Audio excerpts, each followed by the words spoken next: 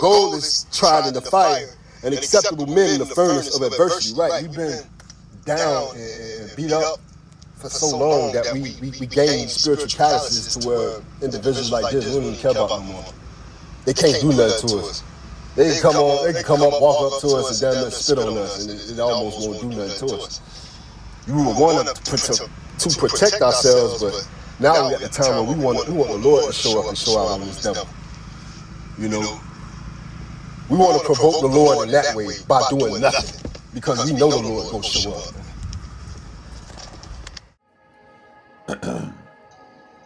All right, shalom, shalom. This is Zariel Ben Yasharallah, Diane Lions in Camp. First and foremost, I want to give all praise, honor, and glory to the Father and to the Son, and the Paleo Hebrew tongue. Call Halayim La, Yahweh Bahasham Yahushai, Bahasham Ha, Racha, Kodash, Ma'amath. A double honor to the elders and apostle Grant Millstone, who rule well and teach well. A double honor to my elder apostle down here as well, a hard one by Yasharallah. Also, a double honor to the bishop as well, Hamak Saham by Yasharallah down in Lions in Camp. Shalom to the Akim, the Aquathim, the Bunyam, the brothers, the sisters, and the children who are pushing truth, believe it with sincerity. It's like the water, Shalom.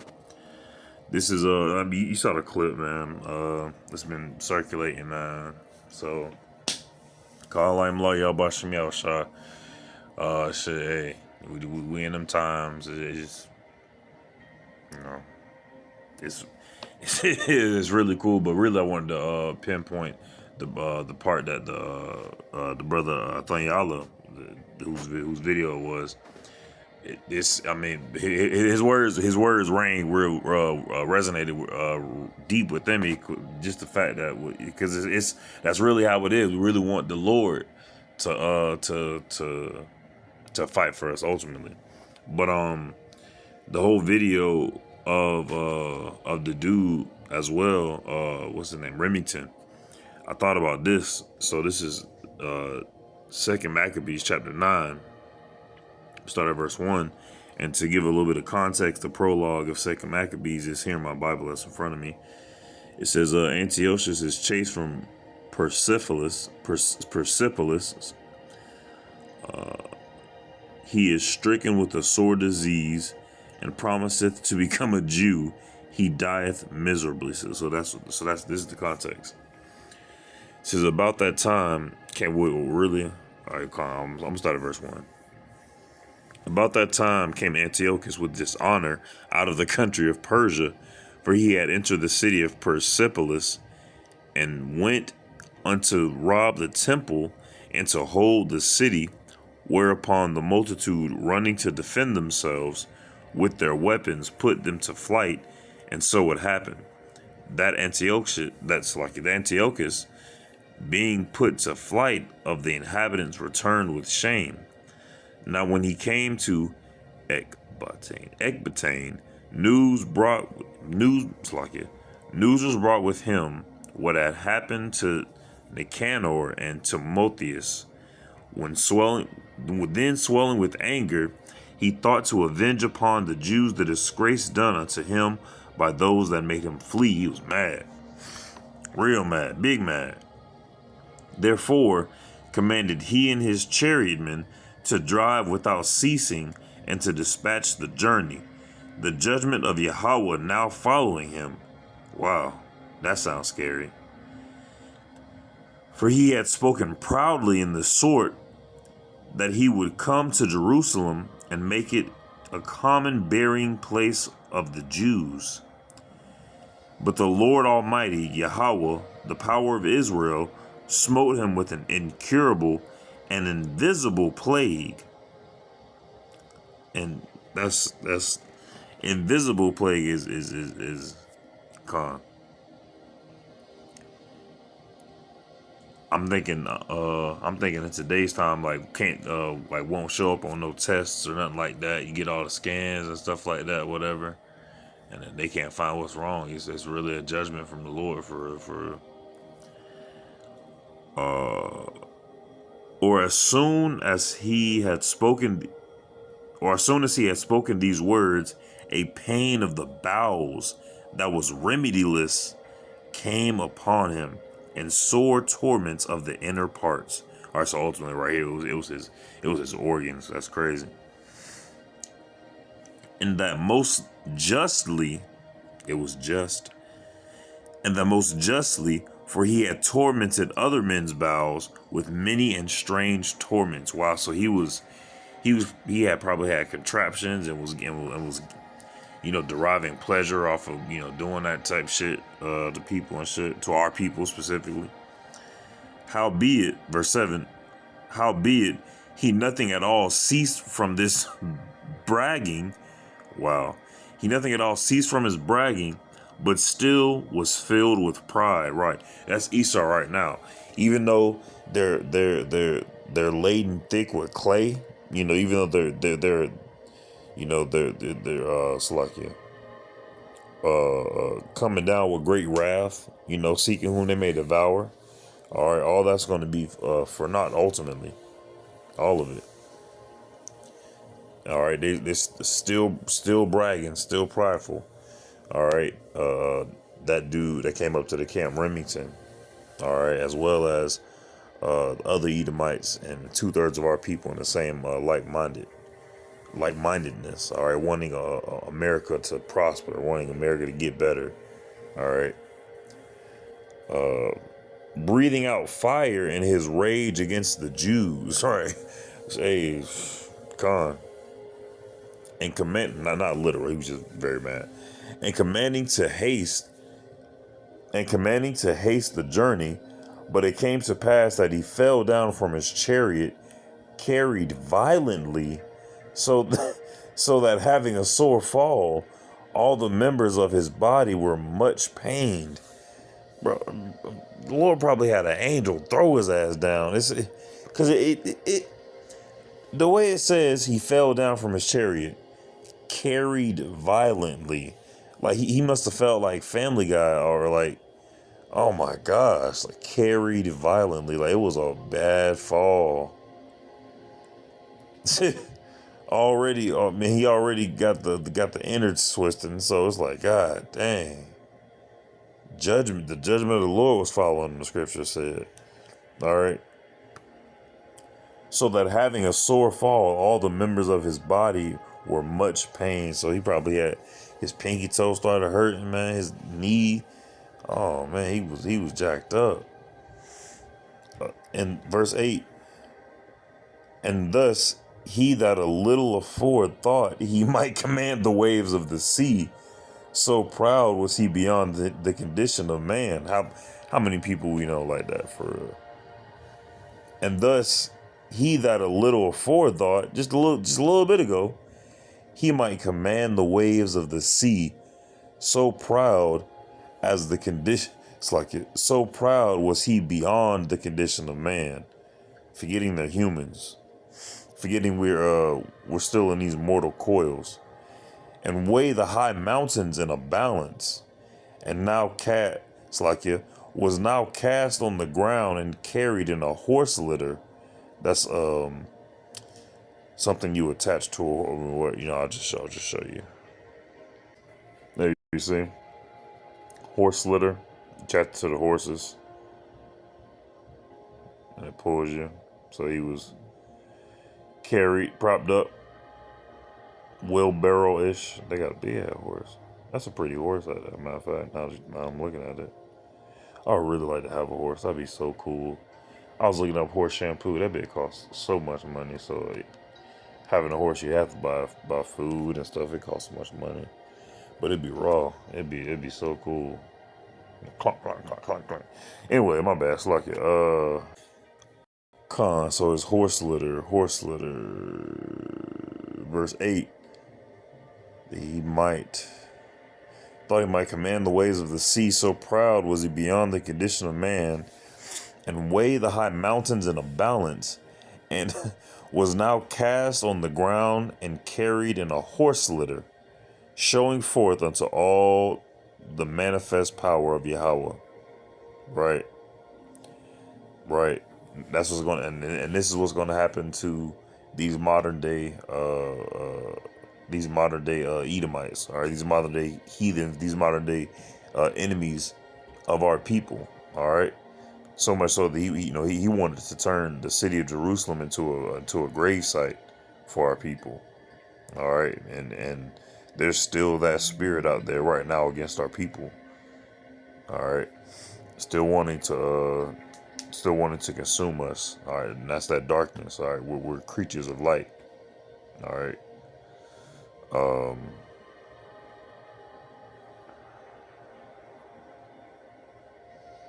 Manifest power of Yahweh, verse 9. So that the worms rose up out of his body. So that the worms rose up out of the body of this wicked man. So Most High had worms spawn from the inside of him. Bro, hey, Most High had worms spawn from the inside of him, bro. All right, I'm thinking botfly type shit, you know. Damn, that's crazy. Worms rose up out of the body of this wicked man, right? So all these wicked individuals that we meet on a day-to-day basis, on the outside of the cup, they probably, that's polished to the T, but the inside of the cup, bro. And whilst he lived in sorrow and pain, it's like, yeah, I'm a little bit stuffy. God damn, not right now. All right. Verse 9. So that the worms rose up out of the body of this wicked man, and whilst he lived in sorrow and pain, his flesh fell away. He started rotting. Bro. His flesh fell away, and the filthiness of his own, and the filthiness of his smell was noisome to all his army. He was loud. That boy was loud. He was stank. Not stink. He was stank. Verse 10. And the man that thought a little afore he could reach to the stars of heaven. Right. Esau, setting his nest among the stars of heaven, no man could endure to carry for his intolerable stink. It is stink, not stink. It's stink or con. Verse 11. Here therefore, being plagued, he began to leave off his great pride. Right. Being plagued, he began to leave off his great pride. All right, and that's what's happening right now. All right. At the same time, Esau is really ramping up to do like more and more evil, and he's prideful and showing forth. At the same time, he's gonna have to wake up to shame and see that true power is with Yahweh Bashem Yahushai. All right, the heathen as well, 2/3 of our people. All right, Lord willing, I and the Akim that teach in truth and sincerity are of the elect, the first fruits. Intolerable stink, verse 11. Moment. Okay. Here therefore, being plagued, he began to leave off his great pride and come to the knowledge of himself by the scourge of Yahweh, his pain increasing every moment. God dang. And when he himself could not abide his own smell, he started to smell himself. He was like, yeah, bro, this ain't cool. All right, that's how bad the smell is. Usually when you smell bad, you go nose blind, but when you smell yourself, that's bad. He said these words, Antioch, it is meet to be subject unto Yahweh, right? Right. And that a man that is mortal should not proudly think of himself if he were a god, right? It's like if he were God, if he were Yahweh, right? This wicked person vowed also unto the Lord, so he did. So So that means that if there's any other wicked people, and listen to the wording, wicked people on the outside, they might look, their cup will be clean, but on the inside of the cup, if they're a wicked person and they vow unto the Lord, who now no more would have mercy upon him. The Lord will have no mercy upon him. The Lord don't have mercy upon wicked people. Of course, you have people who have done wickedness, but then they turn their life to the Lord. So ultimately, they aren't wicked. They were just righteous individuals who were beguiled for a time, and then they woke up to who they are spiritually. So, but when just like I think it's Romans. She one to honor, one to dishonor. Con.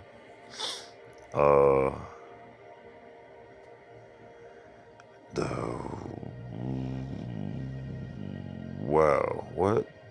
Saying this. Verse 13. This wicked person vowed also unto the Lord, who now no more will have mercy upon him, right? Saying thus, that the holy city, to the which he was going in haste to lay it even with the ground, and to make it a common burying place. Right, he was just talking about that. He would set at liberty. I'm a freedom boy. Oh, hey. And as touching the Jews, whom he had judged not worthy so as to be buried, but to be cast out with their children, to be devoured of the fowls and wild beasts, he would make them all equals to the citizens of Athens. Oh, thank you, Esau. Hold on. I think Antiochus, he was a Persian, right? So, thank you. I don't know. Thank you, heathen. I guess shit, heathen. Right?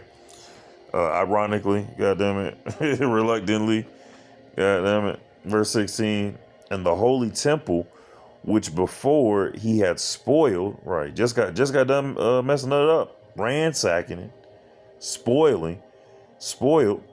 He would garnish with goodly gifts. Yeah, my bad. Here's a stimulus check. Here's Black Panther, Wakanda forever. you know, trying to what's the scripture say? Roughly paraphrasing. Seek to please the poor, restore goodly gifts, and restore all the holy vessels, and with many more, and out of his own revenue defray the charges belonging to the sacrifices. Right? Let me look up that. Defray.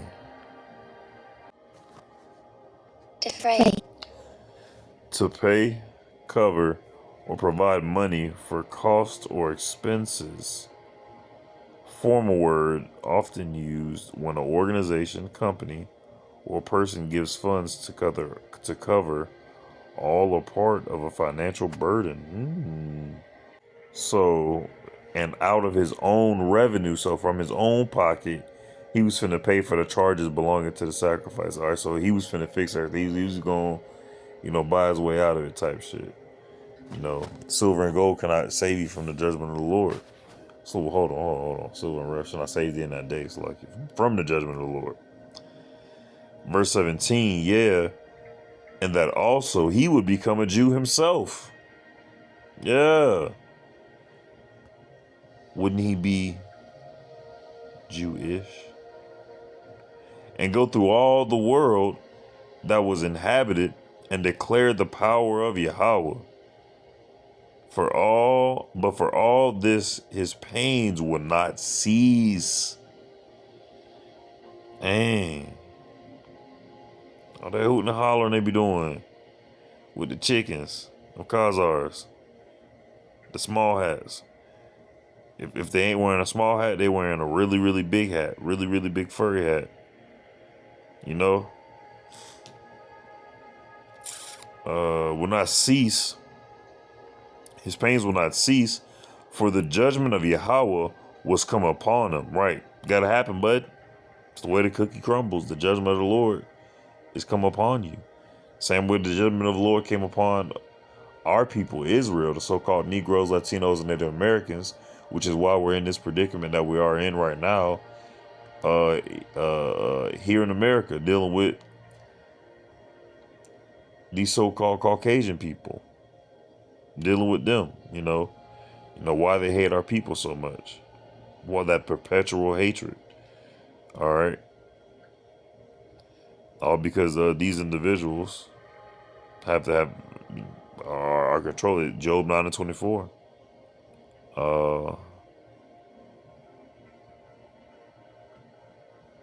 Therefore, verse 18, but for all this, his pains will not cease, for the just judgment. I ain't peeped that, Slakia. For the just judgment of Yahweh was come upon him. Therefore, despairing of his health, he wrote unto the Jews the letter underwritten, containing the form of a supplication after this manner. So he was writing letters. He was like, hey, please, let me become a Jew. Let me, Shabbat Shalom, guys. Let's get some good gefilte fish after this manner. Antiochus, king and governor, to the Jews, his citizens, wisheth much joy, health, and prosperity. I bet. If ye and your children fare well, and your affairs be to your contentment, I give very great thanks to Yahweh, having my hope in heaven. I was supposed to stop at verse 18. So let me go back to verse 18. But for all this, his pains will not cease, for the just judgment of Yahweh was come upon him. Therefore, despairing of his health, he wrote to the Jews the letter underwritten, containing the form of a supplication after this manner. But the point was the fact that he was so filled with pride, man. All right, and spiritually, well, not spiritually, but twofold from the scripture. All right, people are also gonna. Matter of fact, let me go get that real quick.